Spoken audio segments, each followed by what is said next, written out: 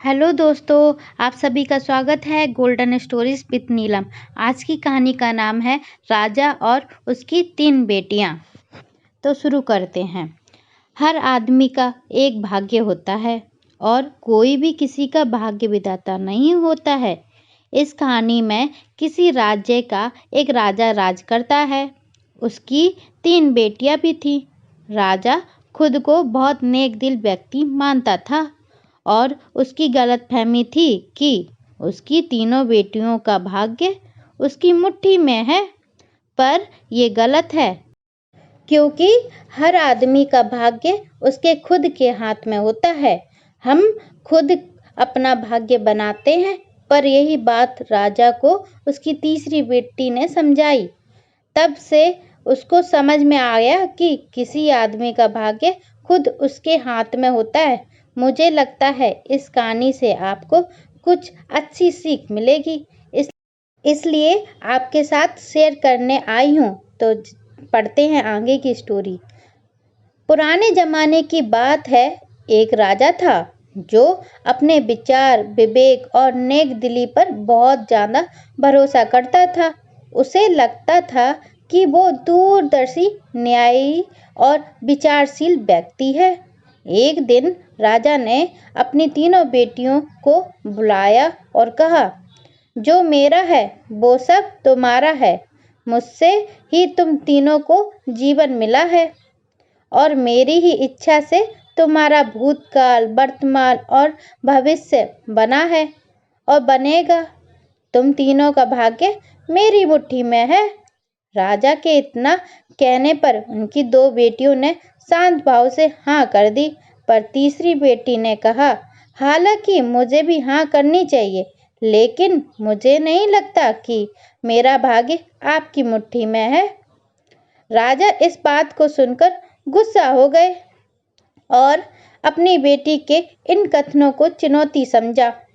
उसने खुद को सही साबित करने का फैसला लिया और अपनी तीसरी बेटी को जेल में कैद कर दिया। तीसरी बेटी कई सालों तक जेल में पड़ी रही। राजा और उसकी 2 बेटियां अपने जीवन का मजा लेते रहे।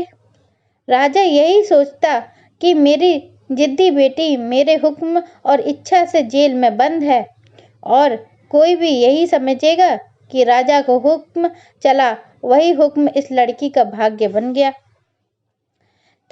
सभी लोग यही सच समझने लगे कि राजा की बेटी ने जरूर कुछ ऐसा किया होगा जिससे उनकी ये हालत है, वरना कोई राजा अपनी बेटी को ऐसी सजा ना दे। राजा भी कभी कभार अपनी बेटी को देखने आता रहा।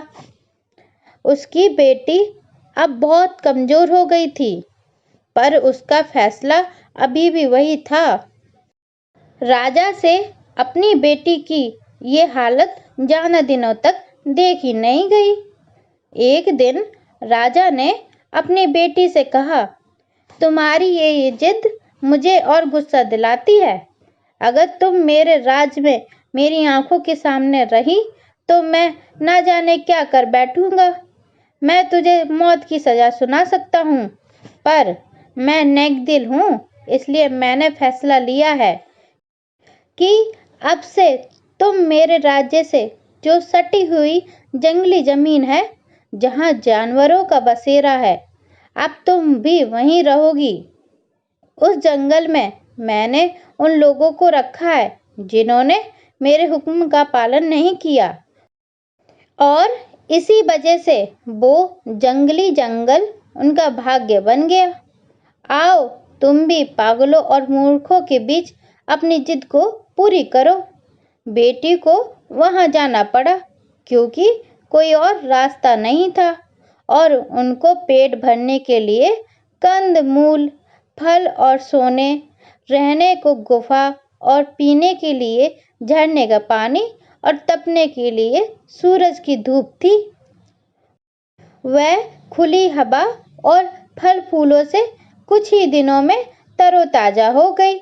उसने खेती की और फसल उगाई, गुफा को अपना घर बना लिया और उसी में अपना बसर करती रही। एक दिन न जाने कहाँ से एक भटकता हुआ राहगीर वहां आ पहुंचा। तो वही हुआ जो सदा से होता आया है। राहगीर और राजा की बेटी में प्यार हुआ और वहीं अपनी दुनिया बसा ली।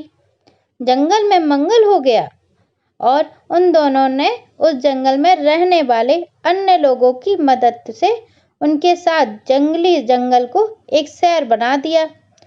सारे इलाके में मेला लग गया। कुछ सालों बाद राजा की बेटी और वो राहगीर उस शहर की रानी बन गई और उस शहर की चर्चा होने लगी। किसी तरह उस शहर के बारे में रानी के पिता को पता चला। राजा उस जगह को देखने पहुंचना भी था क्योंकि जिन लोगों से वो नफरत करता उन लोगों ने इस देश में एक नई जगह बनाई थी। वहां उसने अपनी जिद्दी बेटी को जब रानी के रूप में देखा तो उसके साथ एक खूबसूरत युवक को देखा जो इस देश का राजा था, तो तंग रह गया।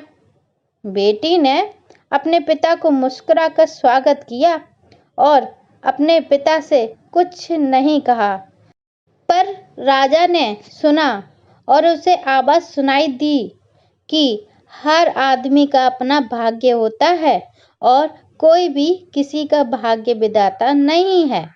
राजा को खुद ब खुद अपनी गलती का एहसास हो गया। उसने सबको अपने भाग्य पर छोड़कर आज़ाद कर दिया। Thank you for watching. अगर आपको ये कहानी अच्छी लगी हो तो वीडियो को लाइक करें और चैनल को सब्सक्राइब करें। Thank you.